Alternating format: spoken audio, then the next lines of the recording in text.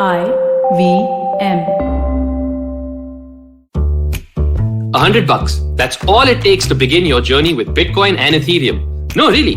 With CoinSwitch, you can start investing in over 100 cryptocurrencies with just 100 rupees. On top of that, there are zero charges for deposits and withdrawals, so you can trade, buy, sell, however and whenever you want. All of this, plus their extremely intuitive interface, makes CoinSwitch the perfect app for beginners in the crypto space. But don't take my word for it. Just download CoinSwitch for free and try it out for yourself.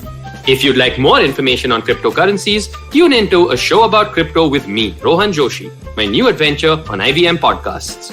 CoinSwitch, kuch to badlega.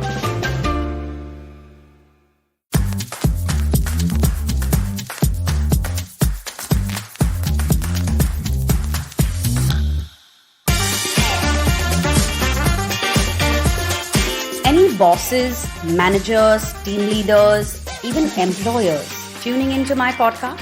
This episode is specially for you. And if you are one of those who has some really bad boss habits, if any of you tuning in right now are essentially bullies and a tad bit too bossy, well, this episode is just for you. Hi, I'm Chetna. I'm a positive action coach, and you're tuned into Say No to Drama. Well, today I'm slicing through the drama that we tend to create as a boss, as a team lead, or in any position of leadership. Let me start with the questions first, because I'm really good at throwing these darts at you guys which make you think. Why on earth do you act like that? Just because you are a boss, just because you have a team, why do you have to act like everyone just needs to do exactly as you say? Or then the whole company is going to shut down. Or then why do you have to act like you have all the answers? I mean, it's as if you're the only one who has half a brain in the organization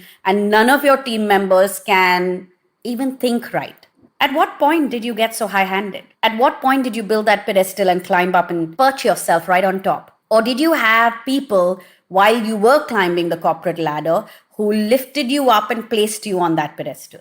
Whichever way it may have happened, buddy, you need to step down. You need to ground your energies. And you really need to think about how you are treating your team members. You're not God Almighty who has all the answers. And sure, you may have more experience than your team. However, your team cumulatively has more experience than you do. And if they put their minds together, then maybe you guys will come up with better, quicker solutions. The idea of you being a boss is not to bully people around or even boss them around. The idea of you being a leader is for you to set an example. It is for you to be a mentor whenever possible, a guide whenever possible. And yes, the larger responsibility rests on your shoulders, but then hey, you also draw a bigger paycheck, don't you? Asking your team, what do you guys think we should do? Or why don't you guys come up with some ideas? Let's meet again in a little bit and see what kind of a plan we can all come up with together.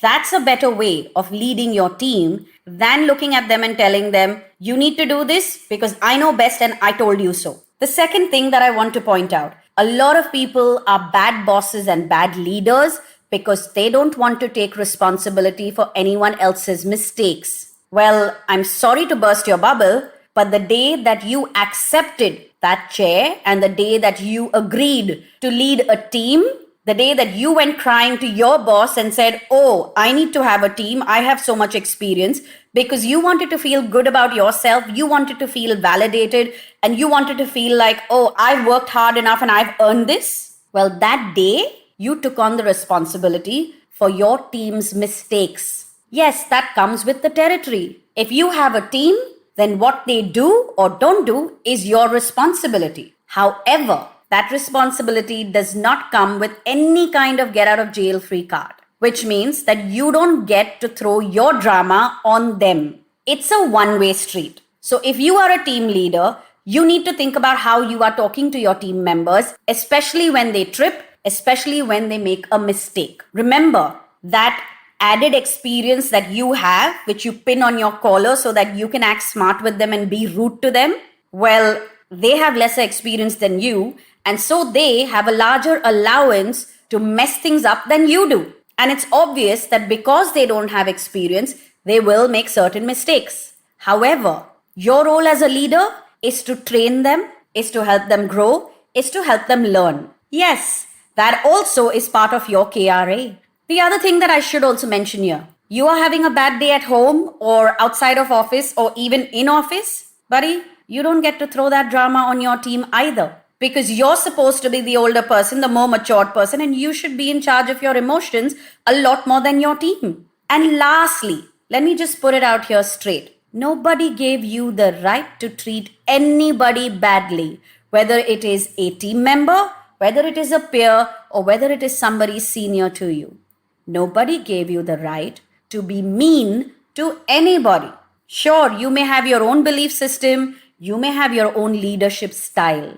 But humanity or being kind is a mandatory clause that you signed when you signed the contract to become a team leader, to become a manager, to become a boss. If you are an entrepreneur, if you are an employer, and well, you obviously then are managing your entire office and your entire staff, just because you pay their salaries does not mean that they are your slaves or they have to deal or they have to tolerate the bad behavior that you will throw at them. You started that business. You wanted to be a business owner. You wanted to be an entrepreneur. You wanted to be the one who would be paying salaries. So then you have to take some of the dramas that come with this territory. You have to take some of the responsibilities that come with this territory. It is one thing to give people directives. It is one thing to guide them. It is one thing to tell them clearly what their responsibilities are. It is one thing to hold them accountable for their responsibilities and their deliverables.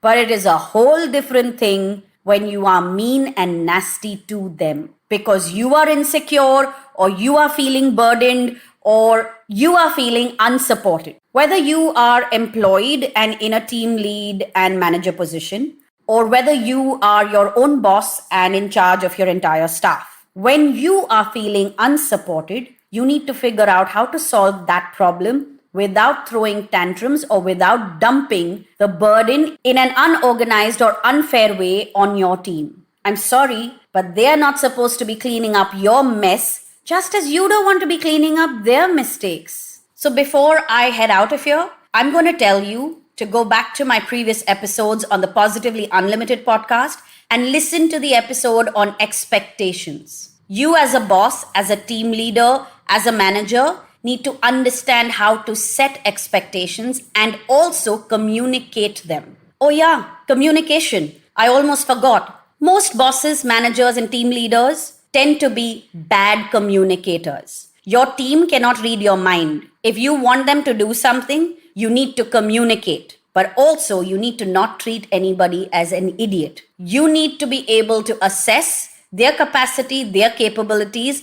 and then accordingly work with them. If you are the owner of the business, sure, they're completely answerable to you, but there is a way to communicate with them. But in case you are a team manager or a team lead, in case you are also an employee, then understand that you are not the last person in the organization that they are answerable to. And no, you do not have unlimited or unmonitored power over all of them. There are systems and processes in place for a reason. Whatever drama you have, whatever insecurities you have as a person, maybe you're jealous or you are insecure that one of your juniors is going to take over your position. Well, for those of you who are insecure like that, shame on you and what a fool you are being. Because you should actually be working on improving your own skill set and learning to evolve and grow instead of holding on to your chair so tight because you're insecure somebody else is going to grow. Yes, I know. I spoke about saying one last thing a few minutes ago, but there's so much that can be said about bosses or managers who behave badly. You guys really need to get yourself a coach. For any one of you who is tuned in and is in a leadership position and is struggling to manage their team or communicate with them or is feeling like their team is not giving them the kind of results, a good idea would be to get yourself a life coach. Yes, work on your leadership skills before you demand things from your team. Also, guys, What is with messaging and emailing at 6:30 a.m. in the morning because you wake up that early, or at 11 in the night because you work that late, or on weekends because you don't have a life and you spend all your time working? Well, firstly, if you don't have a life, please listen to the episode called Working Weekends. Listen to the episode called The Hustle Drama on Say No to Drama, and go get a life. Just because you manage a team, just because you're responsible for your entire staff in your business, does not mean that you should not have a life, and does not mean that your team should not have a life. Please do not email people before office hours or after office hours, and do not email them or message them, especially on those annoying office WhatsApp groups on weekends and holidays. You want to work? Save the information for the working days. To any of you who are stuck with bosses who behave badly, here's a pro tip. Create an anonymous Gmail ID and send this episode to your boss. Who knows? It might help them change some part of their behavior. Also, if you are getting bullied in office, please go to your HR team. Please do not hesitate. And as for all those previous episodes that I've mentioned in this episode, you can listen to them on the IVM Podcast app and website. And you can connect with us on Instagram and Twitter. Our handle is IVM Podcast. You could also connect with me if you would like to do sessions with me, or if you would like me to do a session with your team. My Instagram handle is Positivity Angel, and I always respond.